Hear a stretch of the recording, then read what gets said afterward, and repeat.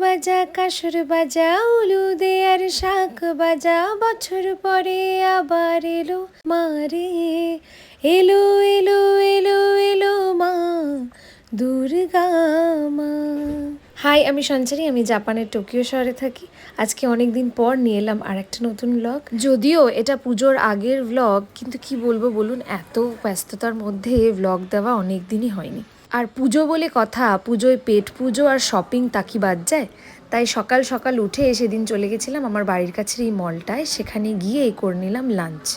খেয়ে নিয়েই এবার চললাম কেনাকাটা করতে। কলকাতায় গড়িয়াহাটের শপিং আর জাপানে ইউনিক্লোর শপিংয়ের মধ্যে একটু হলেও তফাৎ আছে। এখন যেহেতু শীতের আগমন হতে চলেছে জাপানে, তাই গিয়েই দেখি চারিপাশে খালি ঠান্ডার জামা কাপড়, দেখে বড্ড মনটা খারাপ হয়ে গেছিল। তাই কয়েকটা জামা দেখে সেটা ট্রায়াল করে তার মধ্যে থেকেই একটা সিলেক্ট করে এবার বাড়ি ফেরার পালা।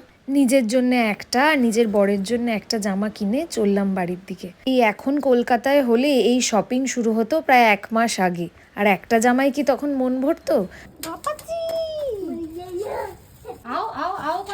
কলকাতার মতো পুজো নেই ঠিকই, কিন্তু বন্ধুরা সবাই মিলে একসাথে খাওয়া দাওয়ার আনন্দতেই লুকিয়ে আছে অনেকটা মজা। তাই আমরা সেটাই করে নিজেদেরকে আনন্দ দেওয়ার চেষ্টা করে থাকি। সেদিনও প্ল্যান করা হয়েছিল কয়েকজন বন্ধু মিলে আমরা রাত্রেবেলা একসাথে খাওয়া দাওয়া করব। কেনাকাটা, খাওয়া দাওয়া, আড্ডা, গল্পে এরমভাবেই শুরু হলো আমাদের পুজো। পুজোর আর কটা দিনের অপেক্ষা, আজকের মতো এখানেই টাটা।